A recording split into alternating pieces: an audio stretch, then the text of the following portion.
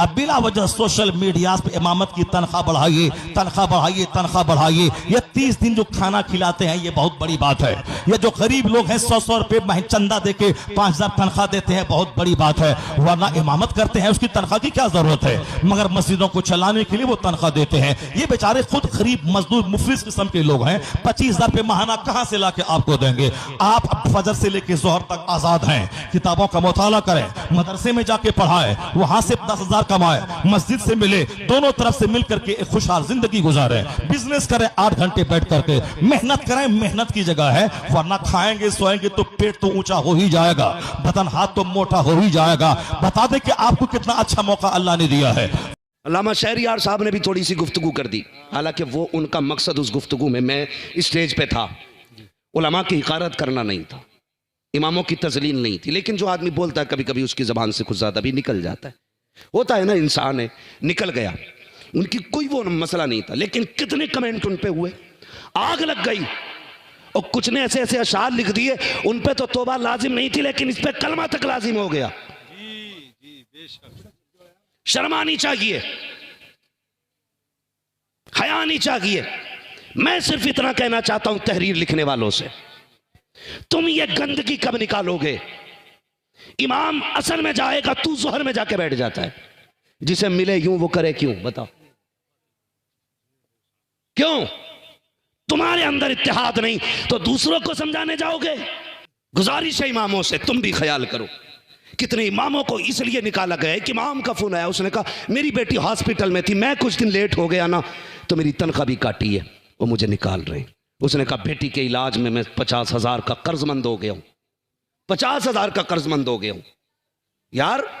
اور پھر بجائے اس کے کہ ہماری قوم کو یہ کہنا تھا تو ہمارا امام ہے، دکھ نہ کر، بیٹی کے علاج کا پیسہ بھی ہم دیں گے، تیری باقی دنوں کی تنخواہ بھی ہم دیں گے. کیا چلا جاتا دے دیتے تو کوئی چلا جاتا. لیکن انہیں ڈر اس لیے نہیں تھا، یہ نکلے تو نکلے، اس سے پہلے 3 کے فون آ چکے. مجھے رکھا جائے، مجھے رکھا جائے. خیال کیا کرو. تو میری قوم سے گزارش ہے، اپنی ساری غریبی مدرسے اور اماموں کو نہ دکھایا کرو، نہ دکھایا کرو. یار ایک بندہ ایک کسی ریسٹورینٹ میں بھی یا کسی بھی ورکشاپ میں کام کرتا ہے نا، تو اس کا جو مینیجر ہوتا ہے نا، اس کی برے وقت میں اس کے کام آتا ہے. بنا دھرم بنا ذات دیکھے ہوئے بندہ مدد کرتا ہے ایک دوسرے کی. لیکن تم تو اپنے امام کے اتنے بھی نہ ہو سکے، اس کی برائی اس کی دکھی کے دنوں میں اس کے کام آ جاتے. بے شک صحیح بات. کتنا ستم کرتے ہیں ہم، اور سوچتے ہیں امام ایسی پڑھا دے کہ مرتے جنت میں چلا جائیں. 3,000 تنخواہ میں دے گا، ہو سکے کسی دن بغیر وضو کے نماز جنازہ پڑھا دے. چیک کر رہا میٹر کیا؟ غصے میں انہوں نے اگر کہہ دیا اچھا یہ وہ ہے جن نے دعوت کو منع کری تھی تو ٹھیک ہے، تیرا تب دن تھا، آج ہمارا دن ہے. پھر کیا ہوگا بھائی؟ کہہ بھی نہیں سکتے، کفن سے منہ نکال کے بھائی دوسرا پڑھا دو. انہیں بنا وضو پڑھائی ہے. انہیں راضی رکھا کرو، راضی رکھا کرو. وہ میں ہنسانا بھی نہیں چاہتا، لیکن بات یاد آئی تو کہہ دوں. غالباً علامہ مشتاق احمد نظامی نے اس بات کو لکھا ہے کہ وہ کوئی امام تھا نا تو لوگ تنخواہ نہیں دے رہے تھے، وہ چلا گیا بنا تنخواہ کے. اس نے خط لکھ دیا میں نے جتنے دن نمازیں پڑھائی ہیں ساری بغیر وضو پڑھائی ہیں. اب وہ پڑھنا لیے گھوم رہا تھا پورا گاؤں. جی اب کیا ہوگا؟ تو سب کا فتویٰ تھا بھائی دوبارہ پڑھو. یہی حکم شریعت تھا. امام کہتے میں نے بنا وضو پڑھائی ہے تو لازم ہے آپ پہ، آپ دوبارہ پڑھو. تو بولے بھائی 10 سال کی لوٹانے سے بہتر ہے بلا کے ڈبل دے دو. ہے پھر وہ کہتے ہیں نا کہ اب شور مچانے سے کیا فائدہ جب چڑیاں چگ گئیں کھیت. ہاں پھر پڑھنا لیے گھومنے سے کچھ نہیں ہوگا. اخلاص پیدا کرو، اخلاص پیدا کرو. اور امام کو نا بالکل اتنا نو ٹینشن کر دو، وہ نیت باندھے نا اللہ اکبر، اسے یہ نہ سوچنا پڑے گوشت کا پیسہ کہاں سے دینا، کل مہمان آ رہے ناشتہ کہاں سے کرانا ہے، اور پرسوں کو بازار بھی ہے کیا کرنا ہے، بچوں کے کورس بھی آنے، فیس بھی جانی ہے. جب ایسی نماز پڑھائے گا تو پھر تم بھی کھد جاؤ گے ایسے ہی. وہ بھی دماغ لگا رہا نماز میں، بچوں کی فیس کہاں سے آنی ہے. پھر کہہ رہا دل نہ لگ رہا نماز میں، لگے گا کہاں سے. اتنا دے دے امام کو، کھڑا ہونا تو یہ بھی رب کی بارگاہ میں ہو اور تو بھی رب کی بارگاہ میں ہو.